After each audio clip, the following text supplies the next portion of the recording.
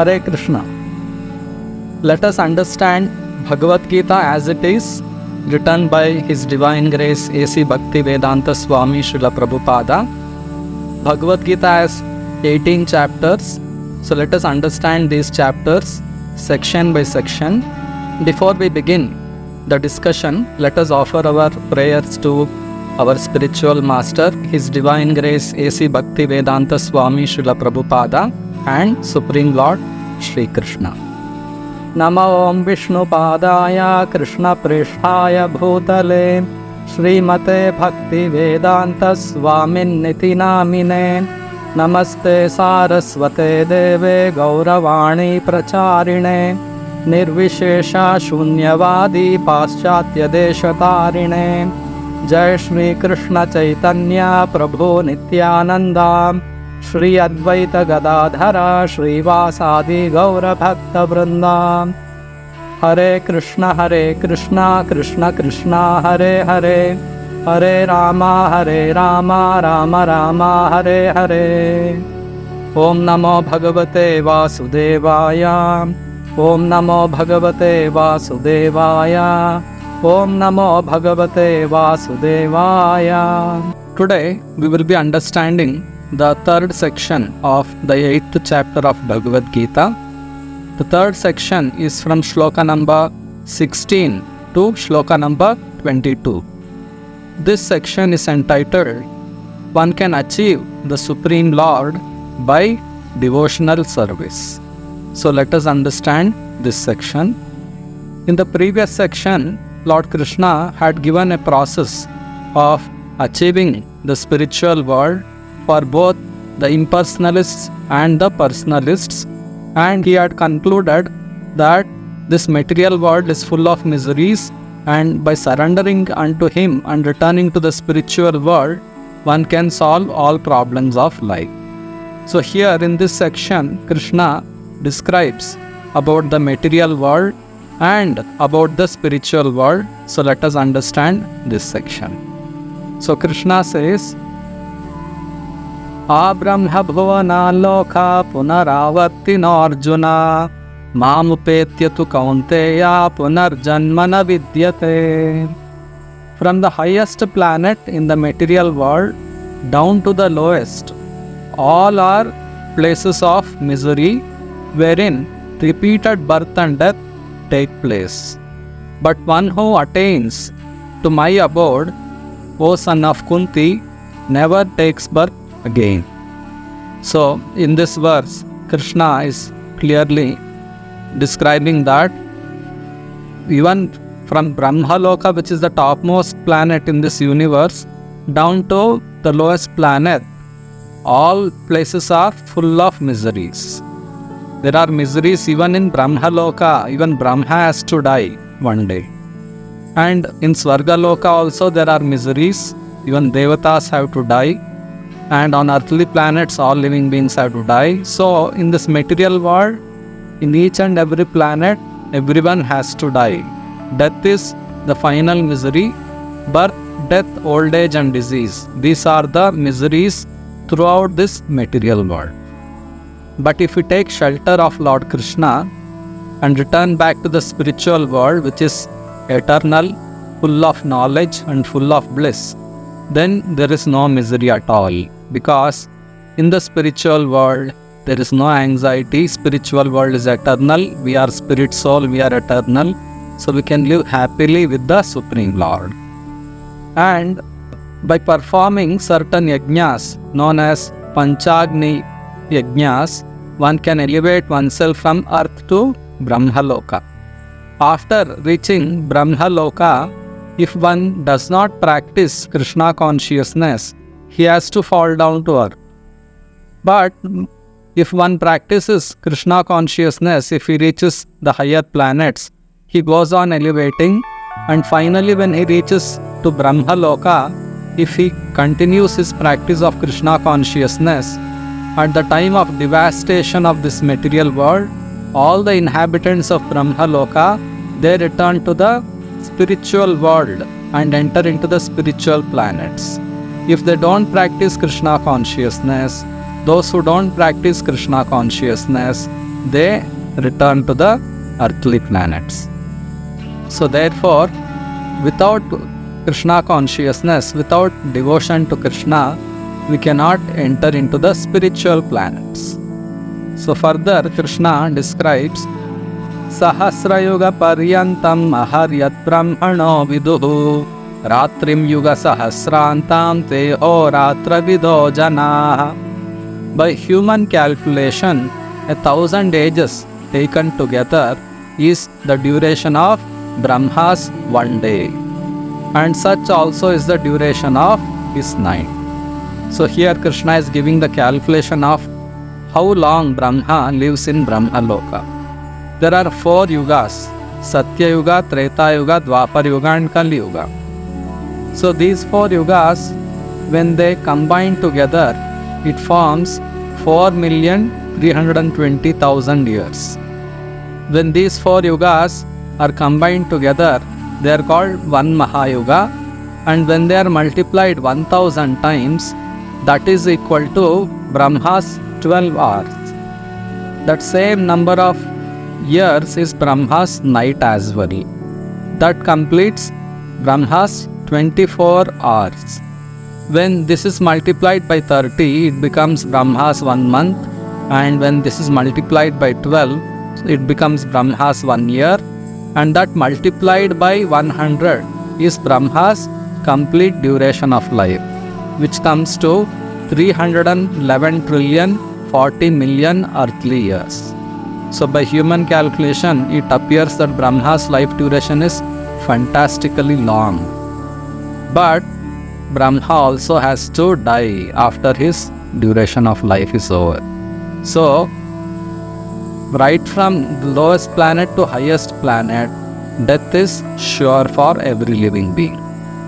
Further, Krishna describes Avyaktadvyaktaya sarva prabhavantyah ragame ratriyagame praliyante tatraiva vyakta sanyake. When Brahma's day is manifest, this multitude of living entities comes into being, and at the arrival of Brahma's night, they are all annihilated. So during Brahma's day, all the living beings are manifest. They're given different varieties of bodies according to their own desires, and the living beings, they perform their karmas in search of material happiness, and they keep wandering. And those who elevate to human form of life, they have a chance of practicing spiritual activities and achieving liberation. Those who do not utilize the human form of life for spiritual cultivation and eventually achieve liberation, they will again either elevate to higher planets if they have performed Punya Loka, if they have performed pious activities, or they degrade to lower planets, or they enter into various other species. It all depends on their karma. So these activities keep going on during the day of Brahma. When the Brahma's night arrives, all the living beings in this material world are annihilated. They enter into the body of Garbhodakashayi Vishnu.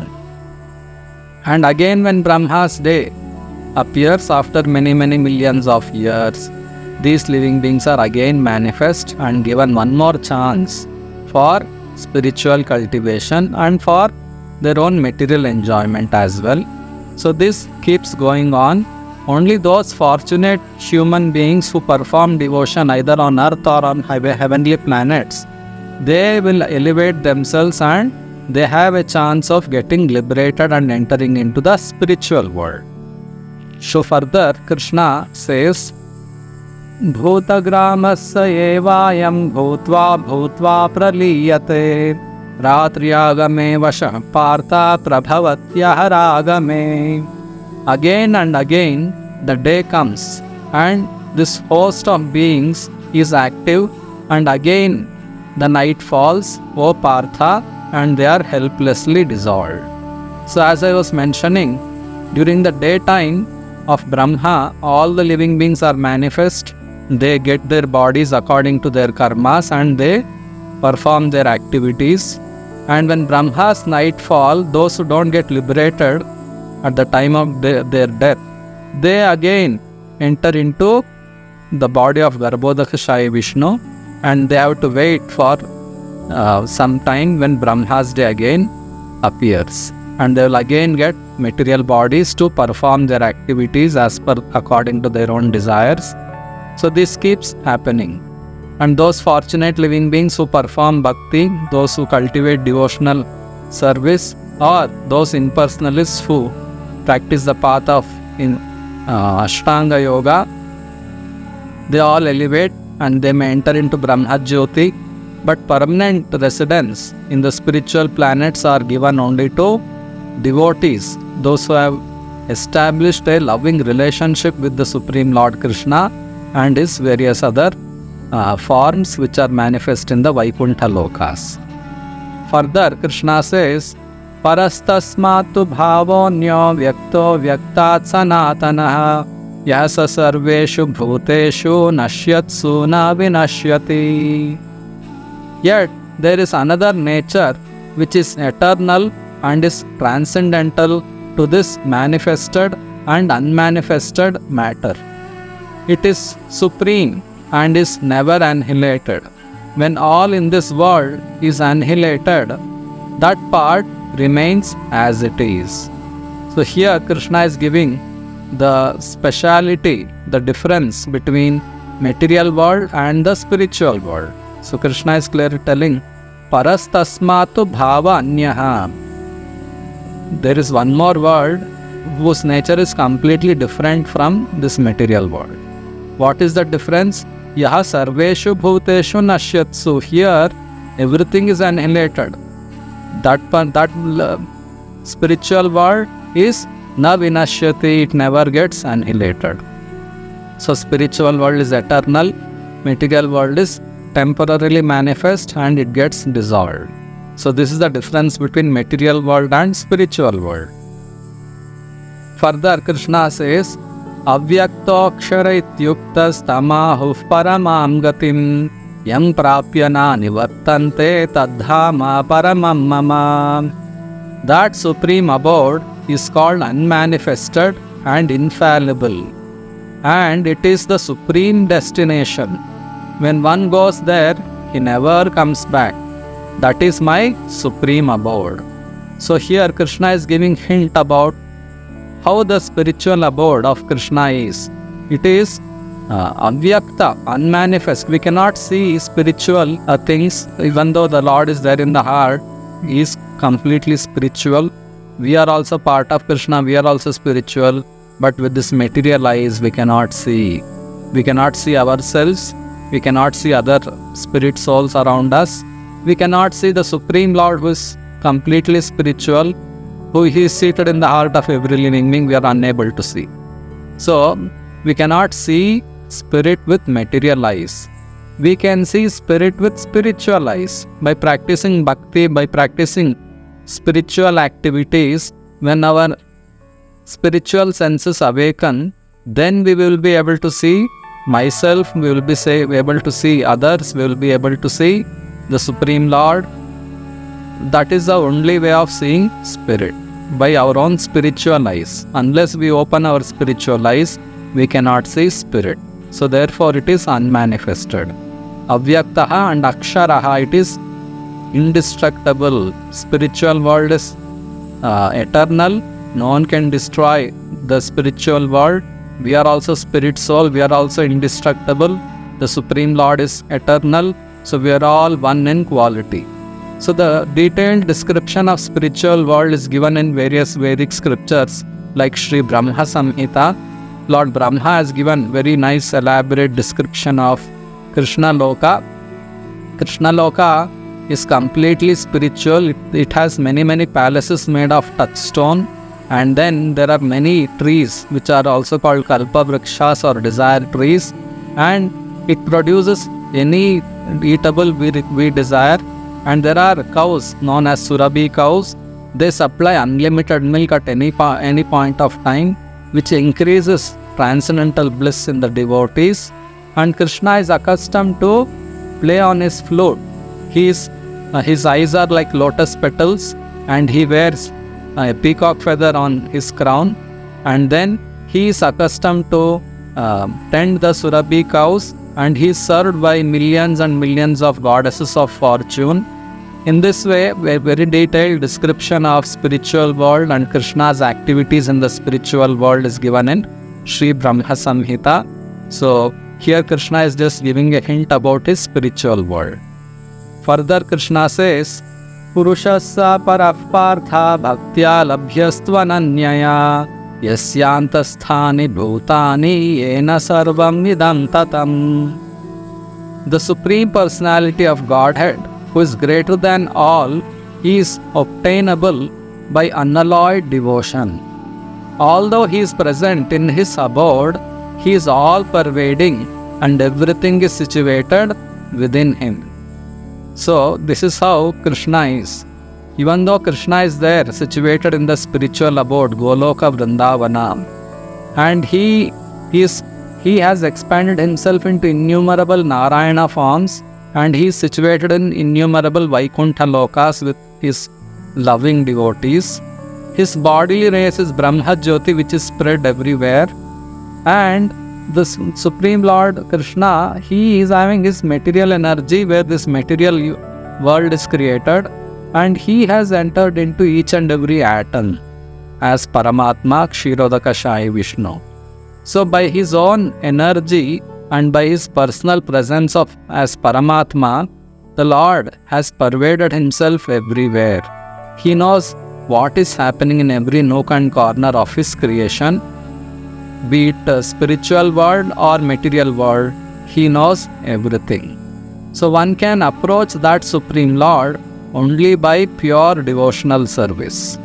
And to render pure devotional service, we have to approach a pure devotee of Krishna who knows how to serve Krishna.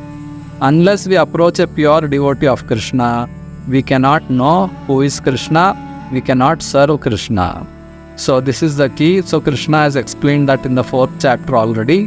Tat vidhi pranipatena pariprashnena sevaya upadekshanti te jnanam jnaninas tattvadarshinaha. Spiritual master, he has seen the truth, he knows how to serve the Supreme Lord. So one has to approach a spiritual master very humbly, surrender to him and serve him and inquire submissively from him about the Supreme Lord, and the spiritual master, out of his mercy, out of his kindness, he will reveal everything to the sincere disciple. So this is the way of approaching the Supreme Lord and the spiritual abode, which is indestructible, which is infallible and ever existing. So next Krishna will be describing about different times at which a person passes and its effects. So we will be understanding that in the next section. Hare Krishna.